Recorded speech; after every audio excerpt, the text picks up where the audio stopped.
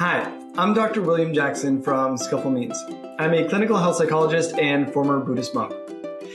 Today, I'd like to talk to you about emotional resilience. So what is emotional resilience? I had a client ask me earlier today, I think I need more emotional resilience. I said, great, well, what do you think that is? They said, I don't know, but I think it's really important for me to learn it. And I agree, it is important, I think, for just about everybody to learn. So let's break it down a little bit so you can understand what emotional resilience actually is and how you might be able to cultivate it, even right now in this moment.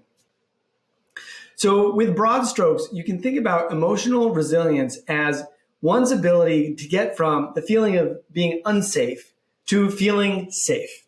That's the most simple way. And what sort of skills that we have in order to do that. And the more that we build up those skills, the better emotional resilience that we have. You can think about emotional resilience in really 4 ways, or maybe there's 4 steps to building emotional resilience.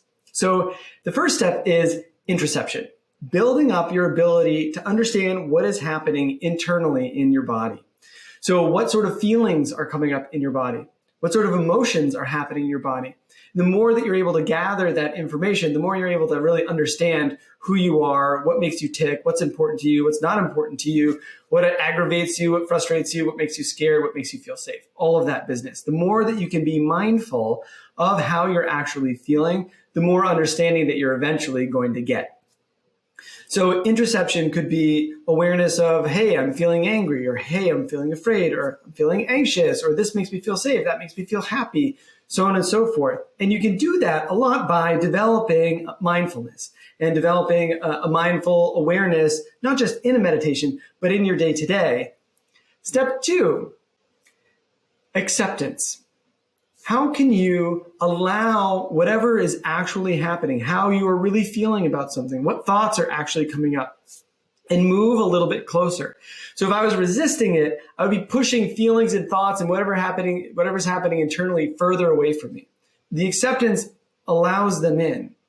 Well, they're in there already. Acceptance just allows you to move a little bit closer so you can get clear on what the feelings actually are. We often push negative feelings away, anger, frustration, irritation, doubt, somebody making us feel less than or unheard or whatever it is. We push those away. And therefore, when we push them away, we don't actually understand them. We actually lose control of our ability to address them at all. As you move closer, actually, you can start to understand things a little bit more. You can start to become more specific about what feelings you're actually feeling. And not be judging yourself so much. So this might be a little bit more of a soft compassion, like, hey, it's okay that I'm having these thoughts and feelings. I'm not a terrible person. Things have come about and I've learned ways of reacting to stress where these kind of feelings come up. And it's okay. I'm not going to blame myself. I notice that these are here and I'm going to move forward to try to address it. Okay, acceptance. The third step, actually, which goes in line with this acceptance and moving closer to them and getting clearer on what the feelings are, is clarity. And clarity also for me includes, this third step, clarity, includes understanding your personal needs and your values. And often when a negative feeling comes up, like anger or frustration or anxiety, it's when our needs are sort of thwarted, when there's an obstacle to getting what we need, whether that's emotional safety, whether that's somebody's attention, whether that's sort of resources, love, whatever it happens to be. If there's an obstacle in our way, we might get angry thinking that we can bash through it, or we might get anxious feeling like we're never going to be able to get to it. But there might be negative feelings and feelings of unsafety when we're not able to get to our needs. So often it has to do with when we have these negative feelings coming up, when we feel unsafe, we're being thwarted in our attempt to get towards our needs. It's important for you to do something about this feeling or whatever's coming up, this unsafety in the first place. Even the most basic one is, I'm feeling unsafe and it's important for me to feel safe in the world. My needs are important in this world. I should do something about it because I'm important. And the fourth step, and actually also your priorities, not just your values, but how those are prioritized for you as well. Because you might have conflicting values, which might bring up some feelings too, like, oh, I really want to be nice to other people, but I want to be truthful, and maybe truthful is a little bit more important. The fourth step is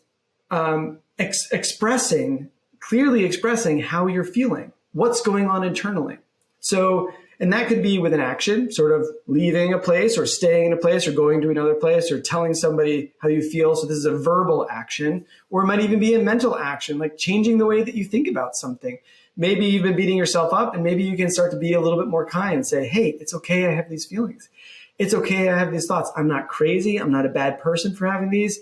The environment is sort of making me have these thoughts, or conducive to these thoughts, or my history is making me have these types of thoughts. And that's something that I can address, that I'm responsible for because it's happening within me, but I can totally address it. So the other piece of this is that you can find words for the feelings that you're feeling. I'm feeling XYZ. I need XYZ. And being able to clarify that to other people is sort of like making some space for yourself in the world. And it's also a fierce self-compassion of saying, it's important that my needs are met. It's important that I put my needs out in the world and people respond to it, right? So going through these 4 steps and developing different skills, and there's different ways like therapy, meditation, all sorts of different ways to build skills around interoception, understanding more of what's happening in the body, around acceptance, allowing sort of self-compassion, allowing whatever feelings are there, sort of mindfulness. The 4 steps of clarifying your value sets, and ACT therapy is great for this, or just looking at what's really important to you, your priorities, the areas of your life that are super important. And then the last is finding words to clearly express to other people where you stand, and knowing that that's okay, believing in yourself, and that your needs are really important, and clarifying your needs to other people, both physically or verbally, or even mentally to yourself. Hey, this is the headspace that I really need in my life. So these are sort of 4 ways that you can cultivate more emotional resilience, and sort of the steps to go through that. I hope you learned something about emotional resilience today. I hope you were able to maybe think about something in your life where you could utilize more emotional resilience, and maybe some specific ways for you to develop that in your life. Maybe you already have a meditation practice, or maybe you want to take a meditation course with us at Skillful Means, or maybe you need to have a conversation with somebody today to let them know about your needs so you can go from feeling unsafe to feeling safe. But anyway, good luck with developing emotional resilience. If you have any questions, feel free to reach out to me through skillfulmeans.life. Hopefully I'll see you soon in one of our courses, and happy meditations.